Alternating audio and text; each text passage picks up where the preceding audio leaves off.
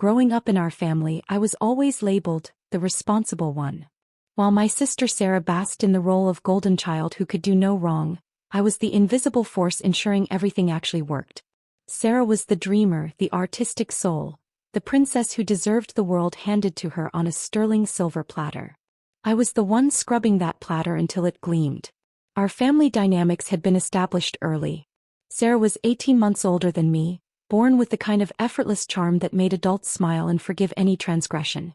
She had thick auburn hair that curled perfectly without effort, wide green eyes that sparkled when she laughed, and an infectious personality that drew people to her like moths to flame. Teachers loved her creativity, friends adored her spontaneity, and our parents beamed with pride whenever she entered a room. I, on the other hand, was practical. I had straight brown hair that required effort to look decent, sensible brown eyes, and a calm demeanor that adults appreciated but rarely celebrated. While Sarah painted murals in her bedroom and wrote poetry, I organized my schoolbooks alphabetically and maintained detailed calendars. When Sarah forgot her homework, I reminded her. When she lost her keys, I found them. When her creative projects needed actual execution, I handled the logistics. This pattern followed us into adulthood. Sarah pursued a marketing degree, landed a position at a trendy boutique agency, and spent her days crafting campaigns for lifestyle brands. Her Instagram feed was a carefully curated collection of coffee shop meetings, networking events, and weekend getaways with her photogenic friend group. I studied business administration, worked in operations management for a mid-sized company, and spent my days solving problems that kept businesses running smoothly.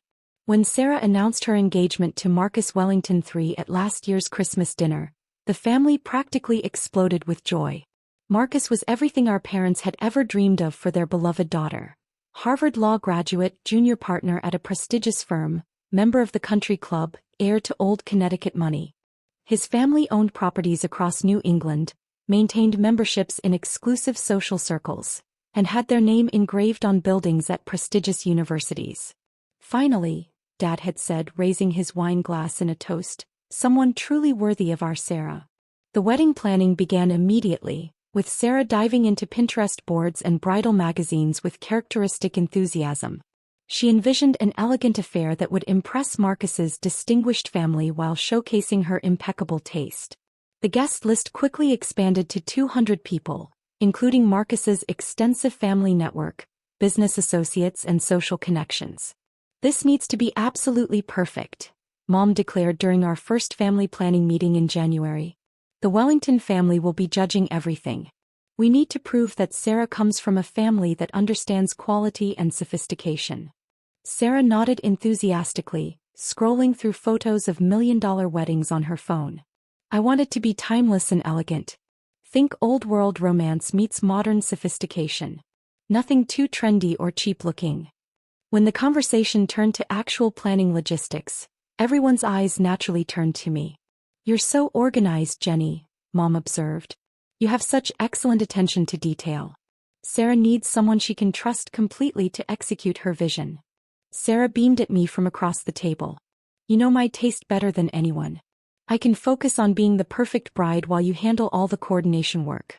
It'll be like the ultimate sister collaboration." The collaboration part sounded promising until I realized it meant I would handle every aspect of planning while Sarah approved or rejected my suggestions. The scope of work was staggering: venue research and booking, catering coordination, florist arrangements, photographer and videographer scheduling, invitation design and mailing, transportation logistics, accommodation blocks for out-of-town guests, rehearsal dinner planning, day of timeline coordination, and countless other details. "It's really the perfect situation," Mom continued. "Sarah's so busy with her demanding career, and Marcus is in the middle of that huge corporate litigation case. You're between positions anyway, so you have the time to really focus on making this spectacular." Between positions. That's how my family described my recent departure from a toxic workplace where I'd been severely underpaid, overworked, and passed over for promotions despite consistently exceeding performance metrics. I'd carefully saved money for months to afford a proper job search period, but to my family, unemployed simply meant available for unpaid wedding labor. "Think of it as your wedding gift to Sarah," Dad suggested with a smile. "Instead of buying something expensive that she might not use, You're giving her something priceless: your expertise and dedication. 6 months before the wedding, I threw myself into planning with professional intensity. I created detailed spreadsheets comparing venues, vendors, and pricing options. I researched dozens of potential locations before finding Elmwood Manor, a stunning historic mansion with gardens that could accommodate 200 guests for both ceremony and reception. The venue was booked solid for the next 18 months, but I called weekly for 3 months until a cancellation opened up Sarah's preferred date. I spent weeks taste-testing catering menus from top-tier providers, comparing everything from appetizer presentations to dessert options. I negotiated contracts, coordinated delivery schedules, and arranged special dietary accommodations for the growing list of guests with specific requirements. Each vendor required multiple meetings, site visits, and detailed coordination to ensure seamless execution. Sarah would breeze in occasionally to approve or reject my carefully researched suggestions, usually while multitasking on her phone or rushing to another appointment. "The flowers need to be more romantic," she'd announce after I'd spent weeks researching florists and creating detailed arrangement proposals. "And I've changed my mind about the color palette. I want something more sophisticated now."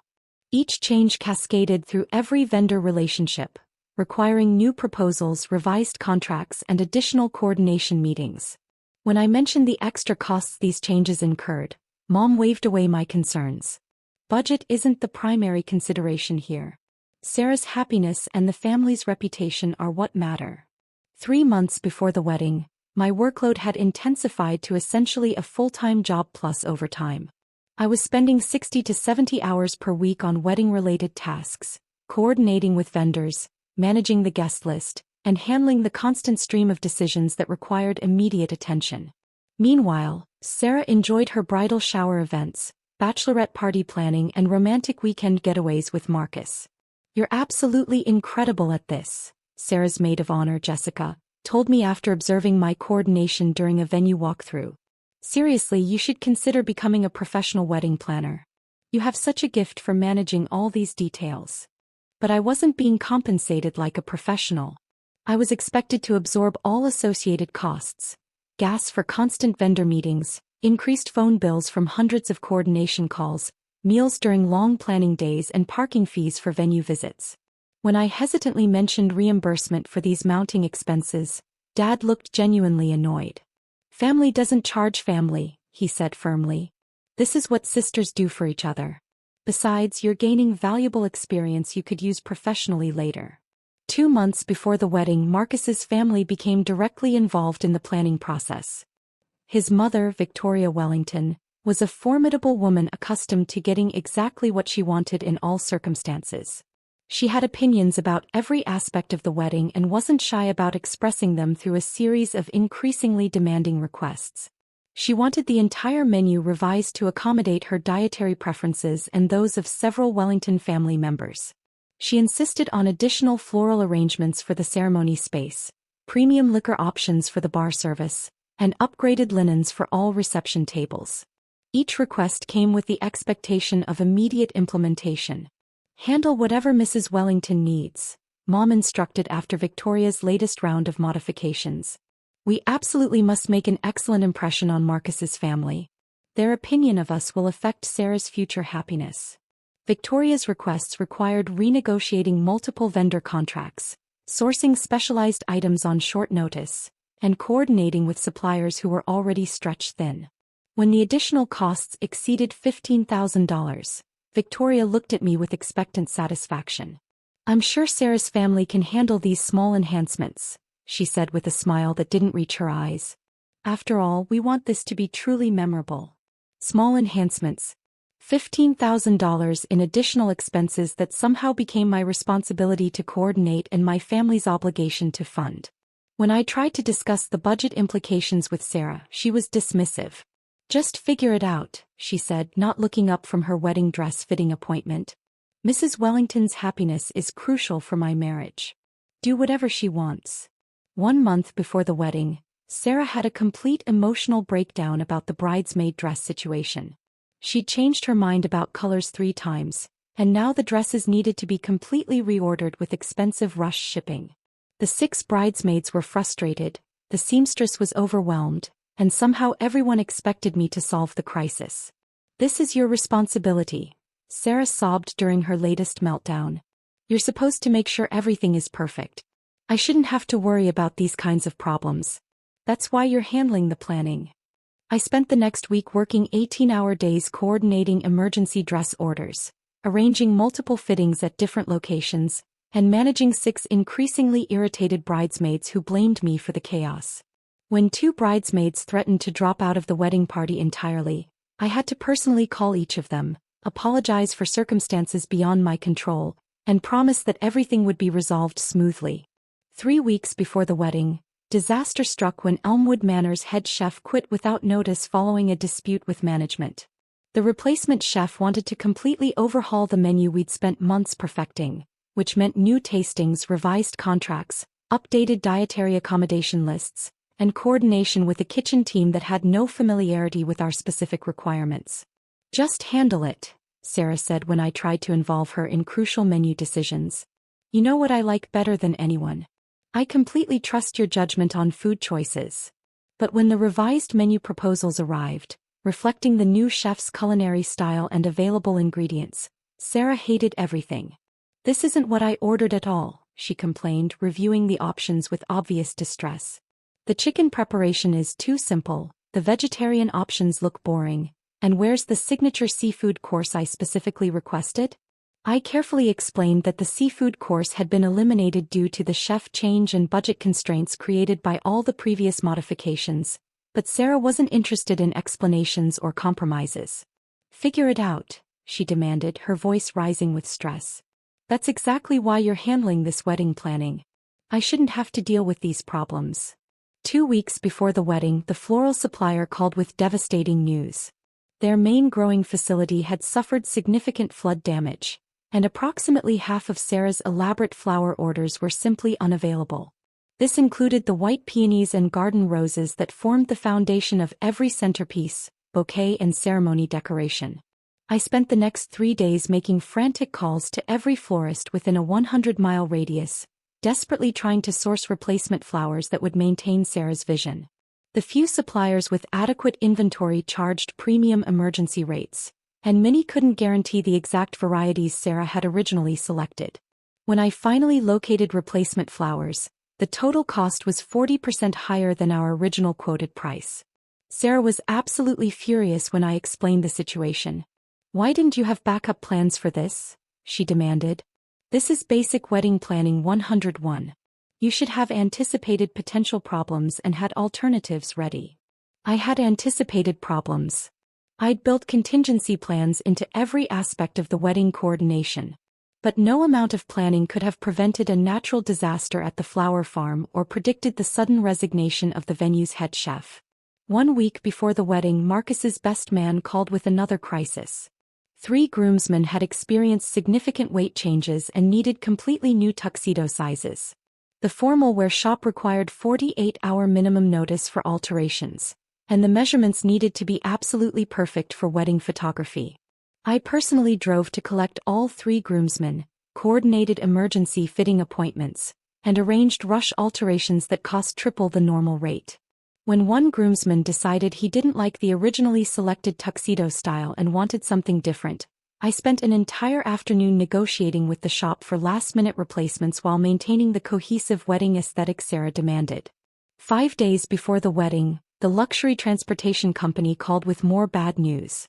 One of their premium buses, reserved for bridal party transportation, had suffered mechanical breakdown and wouldn't be repaired in time. They could provide a replacement vehicle, but it was smaller and less elegant than what we'd originally ordered for the elaborate transportation schedule I'd coordinated. Sarah's reaction was pure hysteria. "Everything is falling apart," she cried, pacing around her apartment in panic. "This is supposed to be the perfect day of my life. Why can't you handle these simple coordination issues?"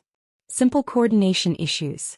6 months of unpaid full-time work managing hundreds of interconnected details for her dream wedding, and every unexpected crisis was somehow my failure to handle simple problems.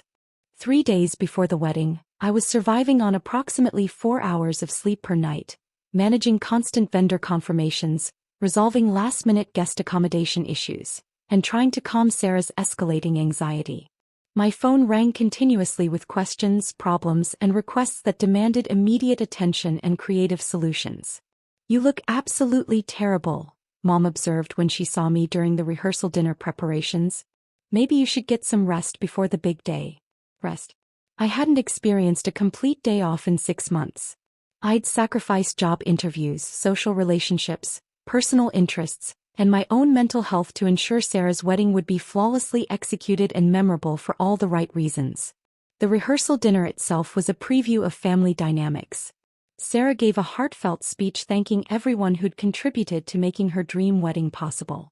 She thanked her bridesmaids for their unwavering support, Marcus's family for their generosity and welcome acceptance, and our parents for their love, guidance, and financial contributions. She never mentioned my name once.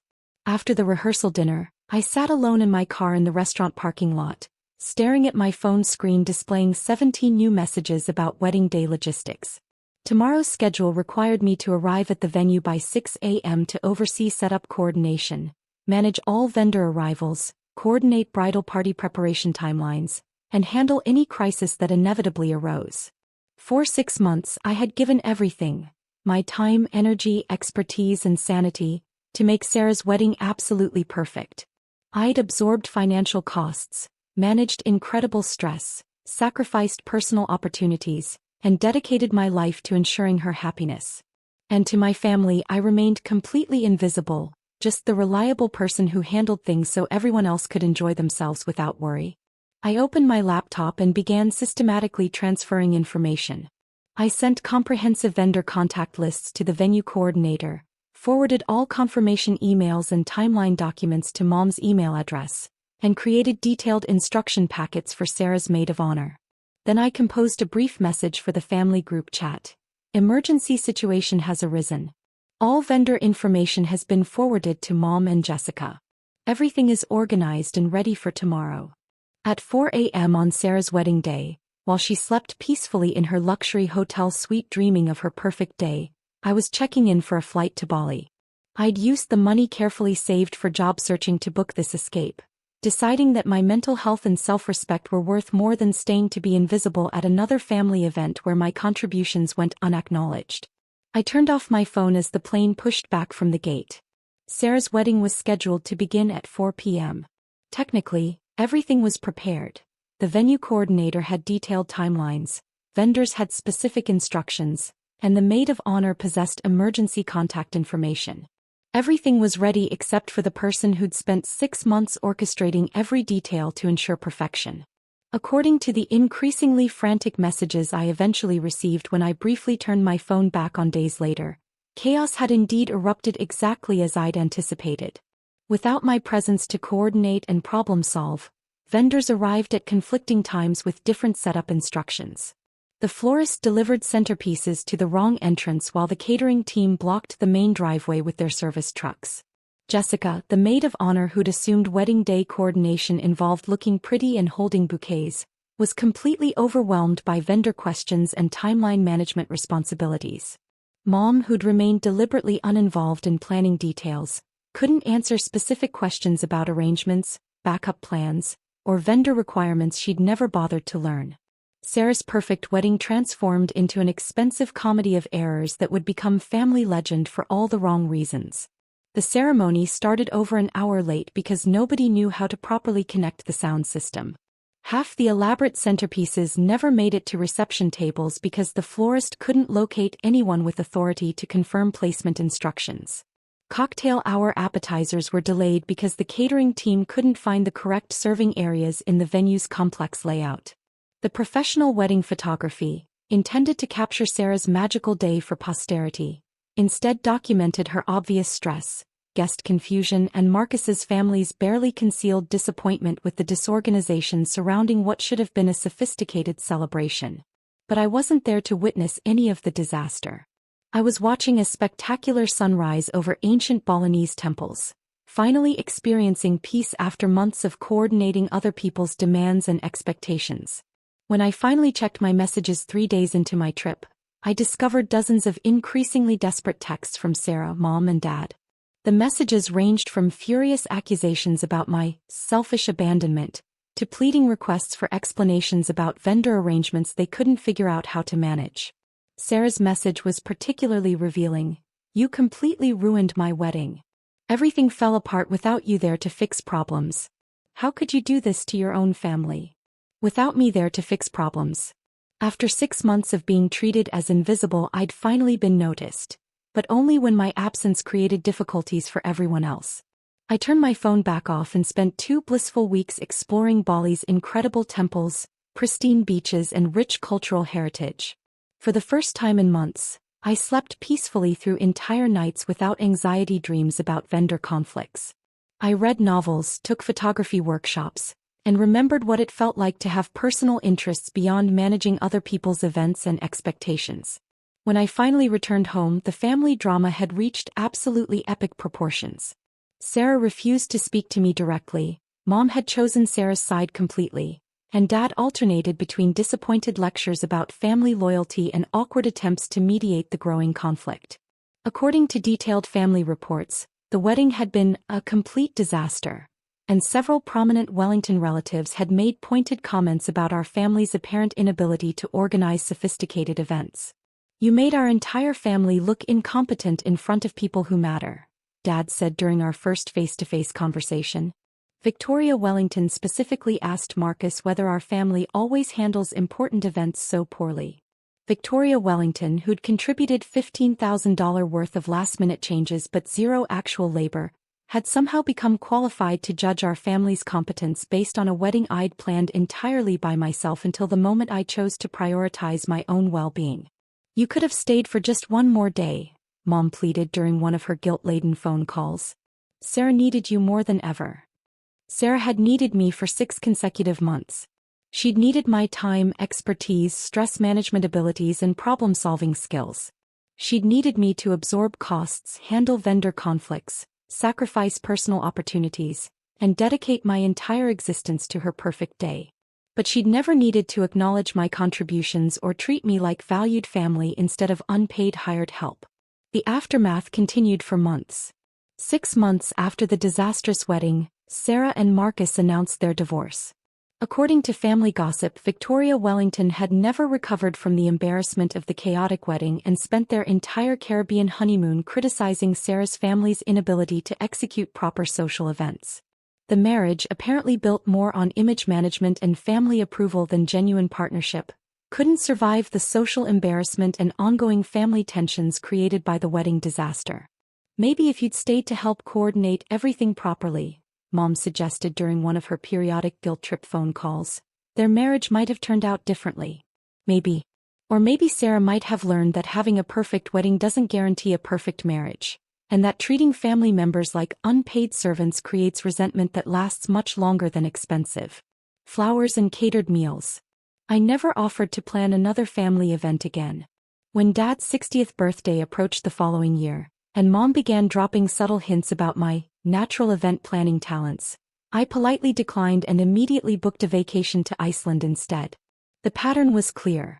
I would not be returning to the role of invisible family coordinator. The months that followed my strategic wedding day disappearance brought unexpected revelations about family dynamics I'd never fully recognized. Without me automatically stepping in to handle logistics and problem-solving, other family members were forced to confront their own capabilities and limitations. Dad's birthday party, ultimately organized by Mom and Sarah working together, was a modest affair at a local restaurant that required minimal coordination. Nobody complained about the simplicity because nobody wanted to take responsibility for anything more complex. Sarah's post-divorce period was particularly illuminating. Suddenly single and facing the reality of managing her own life without Marcus's family connections or my background coordination, she struggled with tasks she'd always taken for granted. Planning her apartment move required her to research moving companies, coordinate schedules, and handle logistics she'd never needed to manage independently. The experience was clearly frustrating for someone accustomed to having others handle such boring details. During one awkward family dinner 6 months after my return from Bali, Sarah made an unexpected comment that revealed how much she'd learned from the wedding disaster and its aftermath. "I guess I never really understood how much work goes into coordinating events," she admitted quietly, not quite meeting my eyes. Everything always seemed to just happen when you were involved. It wasn't an apology exactly, but it was the closest thing to acknowledgement I'd ever received from her about the 6 months of unpaid labor I'd contributed to her dream wedding. Mom's perspective also evolved gradually. As she became more involved in coordinating family gatherings without my automatic participation, she began expressing frustration about vendor communications, schedule management, and the constant decision-making required for even simple events. "I don't know how you kept track of all these details," she said after struggling to coordinate a basic family barbecue. "There are so many things to remember and organize." Dad, meanwhile, seemed to have gained new appreciation for the complexity of event management after witnessing the wedding disaster firsthand. His criticism of my wedding day departure softened over time, replaced by what seemed like grudging respect for the organizational skills he'd previously taken for granted. "Maybe we relied on you too much," he said during one of our slowly healing conversations. "We just got used to things being handled smoothly and forgot how much work that actually required." The most significant change was in how family members approached future events and expectations. No longer could anyone assume that complex coordination would simply materialize without effort, planning, and appreciation. Family gatherings became smaller, simpler affairs that multiple people contributed to organizing rather than elaborate productions requiring months of unpaid labor from a single person. My own life transformed dramatically during this period. Free from constant family obligations and expectations, I was able to focus on my career search properly. Within 3 months of returning from Bali, I'd landed a position as operations director at a growing technology company that valued organizational skills and paid accordingly. My wedding planning experience, ironically, had provided me with project management expertise that translated perfectly to coordinating complex business initiatives. More importantly, I'd learned to establish boundaries and communicate my value clearly. When colleagues or friends requested help with personal projects, I was able to offer assistance while maintaining limits on my time and energy. I no longer automatically said yes to requests that required extensive unpaid work, and I developed the confidence to negotiate fair compensation for my expertise. The wedding planning industry experience also opened unexpected professional opportunities. Several co-workers who learned about my background approached me for paid consulting on their own wedding planning, and I discovered I could earn excellent hourly rates helping people coordinate vendors and manage logistics. The difference between being paid professionally and being expected to work for free created a completely different dynamic where my expertise was valued and appreciated. A year after the wedding disaster, I received an unexpected phone call from Jessica, Sarah's former maid of honor. She was getting engaged and wanted to hire me as her professional wedding coordinator, offering to pay market rates for services I'd provided Sarah for free. "After seeing what happened at Sarah's wedding," she explained, "I realized how much skill and effort real coordination requires. I want to hire someone who actually knows what they're doing." I accepted the project and discovered how much more enjoyable wedding planning could be when clients appreciated my expertise and compensated my time appropriately. Jessica's wedding was flawlessly executed, stress-free for everyone involved, and resulted in several referrals to other couples who'd witnessed the successful coordination. 2 years after my strategic disappearance, our family relationships had reached a new equilibrium based on more realistic expectations and mutual respect. Sarah and I maintained cordial but distant contact, with both of us understanding that our dynamic had permanently changed. She no longer expected automatic assistance with her projects, and I no longer felt obligated to provide unpaid services to family members who didn't appreciate their value. Mom and Dad gradually adjusted to the reality that family events required genuine collaboration and planning rather than relying on one person to handle everything invisibly. Their requests for help became actual requests rather than assumptions, often accompanied by offers to share costs and responsibilities. The most powerful lesson from the entire experience was understanding the difference between being helpful and being taken advantage of. Helping family members occasionally with projects they appreciate is generous and loving. Consistently providing extensive unpaid services while being treated as invisible and unimportant is exploitation, regardless of family relationships. My strategic wedding day disappearance taught everyone in my family exactly how much they'd been depending on services they'd never bothered to value or acknowledge. Sometimes the most effective way to demonstrate your worth is through strategic absence. showing people what life looks like without your contributions rather than continuing to provide them while being taken for granted. Sarah's wedding photos remain a perfect illustration of what happens when people expect perfection without appreciating the effort required to create it. 200 guests looking confused and frustrated, vendors standing around uncertain of their responsibilities, and a bride learning that dreams require more than expectations. They require gratitude for the people who transform those dreams into reality. The empty kitchen I left behind on Thanksgiving morning 3 years later, when the family again expected me to cook for 30 people alone, reinforced the same lesson. My family finally understood that appreciation isn't just polite. It's essential for maintaining the relationships that make family gatherings possible in the first place.